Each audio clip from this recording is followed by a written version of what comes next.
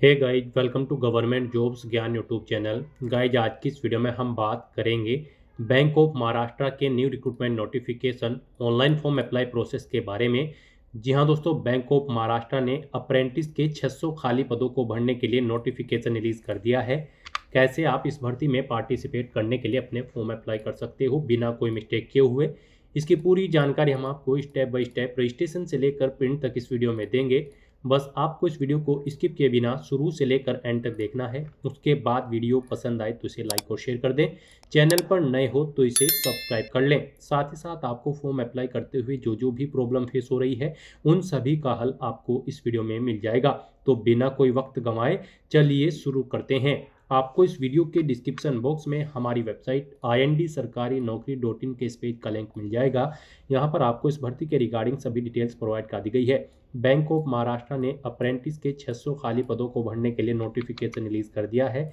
आप 15 जनवरी 2026 से 25 जनवरी 2026 तक अपने फॉर्म अप्लाई कर सकते हो। 12,300 रुपये प्रति महीना स्टार्टिंग में आपको अप्रेंटिस की पोस्ट के लिए सैलरी प्रोवाइड कराई जाएगी। बैचलर डिग्री धारक कैंडिडेट अप्लाई कर सकते हैं। प्लस आपके पास लोकल लैंग्वेज भी आनी चाहिए उस स्टेट की जिस स्टेट के लिए आप अप्लाई कर रहे हैं। यहाँ पर 20 से 28 साल आपकी आयु सीमा रखी गई है। जनरल, ओबीसी, ईडब्ल्यूएस के लिए 150 रुपये प्लस जीएसटी फीस चार्ज है। एससी एसटी के लिए 100 रुपये फीस चार्ज है प्लस जीएसटी। पीएच के लिए कोई फीस नहीं है। फीस का अमाउंट आप ऑनलाइन मोड से जमा करा सकते हो। सिलेक्शन आपका मेरिट और डॉक्यूमेंट वेरिफिकेशन के आधार पर होगा। आप ऑल इंडिया से ऑनलाइन मोड में अप्लाई कर सकते हो। उसके लिए आपको इस पेज को नीचे स्क्रॉल डाउन करना है, इंपॉर्टेंट लिंक सेक्शन में आना है, ऑफिशियल नोटिफिकेशन पीडीएफ लिंक पर क्लिक करके इस भर्ती के नोटिफिकेशन को ओपन कर लेना है और इसमें से आपको पूरी डिटेल रीड कर लेनी है। यहाँ पर आपको सभी डिटेल्स प्रोवाइड कर दी गई है, जैसे कि क्या पोस्ट का नाम है, कितनी उसके लिए नंबर ऑफ वैकेंसीज है, किस कैटेगरी के लिए और किस स्टेट में कितनी वैकेंसीज है, कैसे आप अप्लाई कर सकते हो, कब से कब तक आप अप्लाई कर सकते हो, क्या आपका एलिजिबिलिटी क्राइटेरिया होना चाहिए। पूरी जानकारी आपको इस नोटिफिकेशन में दे दी गई है। आप सभी डिटेल्स यहाँ से रीड आउट करें, उसके बाद अपने फॉर्म अप्लाई कर लें। फॉर्म अप्लाई करने के लिए भी आपको हमारी वेबसाइट के इसी पेज पर ही अप्लाई ऑनलाइन का लिंक दिया गया है।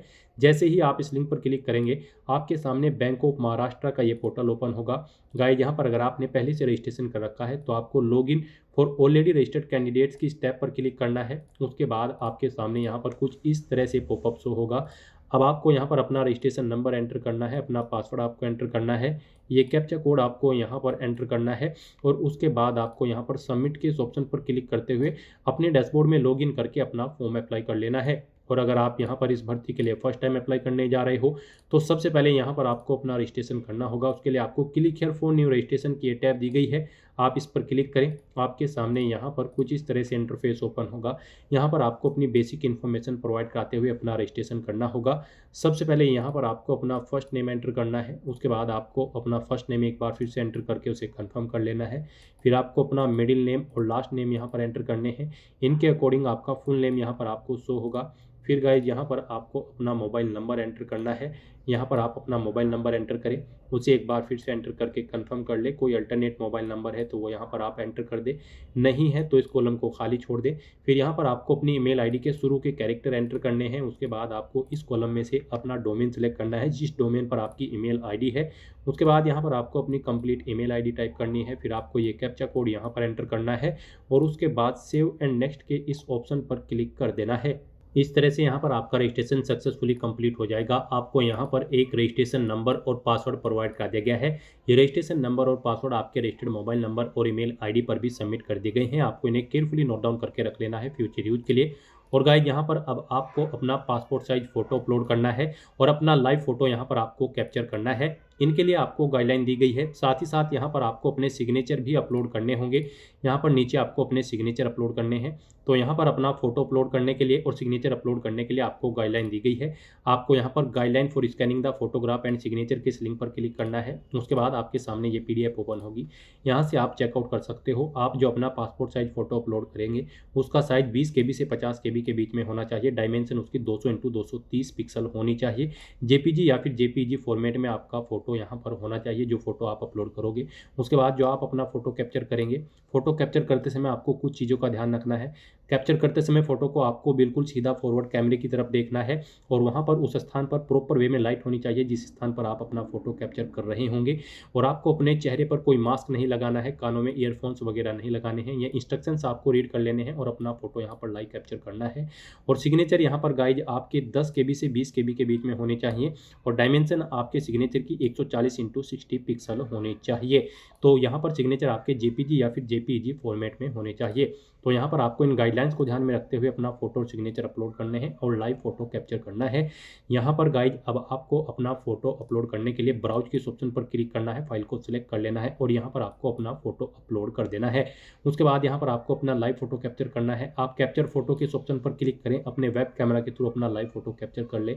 और अगर आपके पास वेब कैमरा नहीं है तो फिर यहाँ पर आप क्लिक हियर टू स्कैन के इस ऑप्शन पर क्लिक करें। ये क्यूआर कोड आपको शो होगा, आप इसे अपने मोबाइल के किसी भी क्यूआर कोड रीडर ऐप से स्कैन करें और यहाँ पर उस लिंक पर क्लिक करते हुए स्कैन करने के बाद आपके मोबाइल पर एक लिंक आएगा, आपको उस लिंक पर क्लिक करना है और अपना लाइव फोटो यहाँ पर आपको कैप्चर कर लेना है अपने मोबाइल फ़ोन के थ्रू अगर आपके पास वेब कैमरा नहीं है।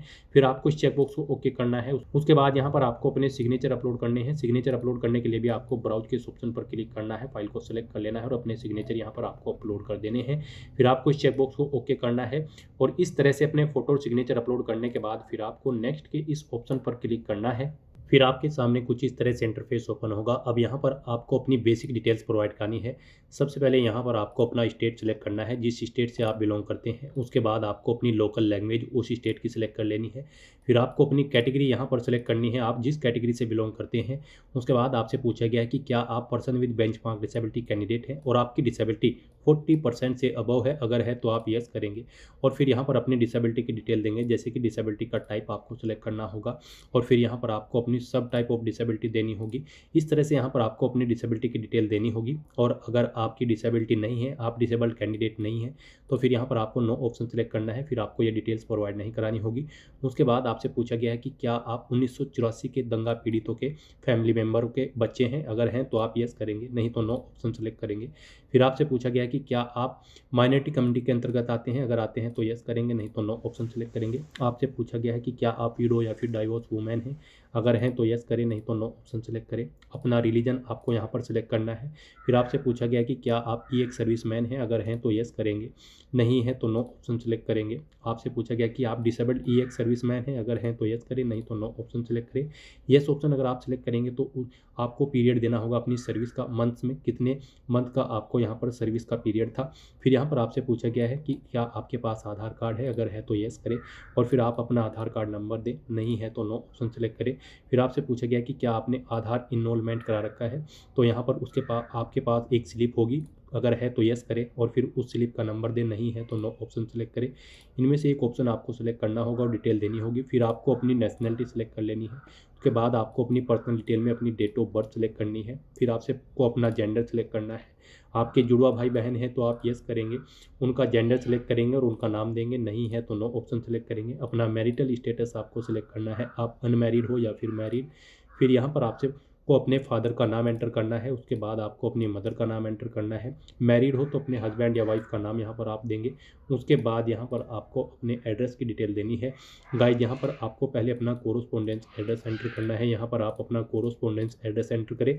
फिर यहाँ पर आप अपना परमानेंट एड्रेस एंटर करें और अगर आपका परमानेंट एड्रेस आपके कोरोस्पोंडेंस एड्रेस के अकॉर्डिंग सेम है तो आप same as address for correspondence में इस चेकबॉक्स को ओके कर दें। ऑटोमेटिकली आपका परमानेंट एड्रेस आपके कोरोस्पोंडेंस एड्रेस के अकॉर्डिंग यहाँ पर फिल हो जाएगा। उसके बाद यहाँ पर आपको अपना जीएसटी इनवॉइसिंग एड्रेस सेलेक्ट करना है। आप इस भर्ती प्रोसेस के दौरान जिस एड्रेस पर कम्युनिकेट करना चाहते हैं वो एड्रेस आप सेलेक्ट करें। उसके बाद यहाँ पर आपको आपकी कैटेगरी के अकॉर्डिंग एप्लीकेशन फीस का अमाउंट देखने को मिलेगा। इस तरह से अपनी डिटेल प्रोवाइड करने के बाद गाइज फिर आपको यहाँ पर वैलिडेट योर डिटेल के ऑप्शन पर क्लिक करके अपनी ये सभी डिटेल्स जो आपने प्रोवाइड कराई है वैलिडेट कर लेनी है और उसके बाद फिर आपको सेव एंड नेक्स्ट के इस ऑप्शन पर क्लिक करना है। नेक्स्ट यहाँ पर आपको अपनी एजुकेशनल क्वालिफिकेशन, एक्सपीरियंस और लैंग्वेजेज की डिटेल प्रोवाइड करनी है। गाइड यहाँ पर इस भर्ती में पार्टिसिपेट करने के लिए आपके पास बैचलर डिग्री होनी चाहिए किसी वेल रिकॉग्नाइज्ड यूनिवर्सिटी से। प्लस यहाँ पर आपके पास लोकल लैंग्वेज की रीडिंग, राइटिंग और स्पीकिंग की नॉलेज होनी चाहिए उस स्टेट की जिस स्टेट के लिए आप अप्लाई कर रहे हैं। यहाँ पर 10वीं और 12वीं में वो लोकल लैंग्वेज आपके पास एक सब्जेक्ट के तौर पर होनी चाहिए। तो यहाँ पर आपको अपनी क्वालिफिकेशन की डिटेल प्रोवाइड करनी है। सबसे पहले यहाँ पर आपको अपनी 10वीं क्लास की डिटेल प्रोवाइड करनी है। गाइज यहाँ पर सबसे पहले आपको बोर्ड का नाम या यूनिवर्सिटी का नाम देना है जिससे आपने अपनी 10वीं क्लास पास आउट की है, बोर्ड का नाम आप देंगे। फिर यहाँ पर आपको पासिंग डे, मंथ और ईयर सेलेक्ट करने हैं। कितने परसेंट मार्क्स आपने 10वीं में ऑब्टेन किए हैं वो आपको एंटर करना है। आपकी फर्स्ट क्लास थी, सेकंड थी या पास आउट थे, ऑप्शन सेलेक्ट करें। ऐसे ही यहाँ पर आपको अपनी 12वीं क्लास की डिटेल प्रोवाइड कर देनी है। फिर यहाँ पर आपके पास 12वीं में कितने सब्जेक्ट थे वो यहाँ पर आप एंटर करेंगे और उनकी डिटेल आप यहाँ पर प्रोवाइड कराएंगे। जैसे कि अगर आपके पास हिंदी था तो आप हिंदी एंटर करेंगे। मैक्सिमम मार्क्स कितने थे वो आप एंटर करेंगे। इनमें से आपने कितने मार्क्स ऑब्टेन किए थे वो आप एंटर करेंगे। इस तरह से यहाँ पर आपको 1 बाय 1 करके अपने 5 के 5 सब्जेक्ट की डिटेल यहाँ पर प्रोवाइड कर देनी है 12वीं की।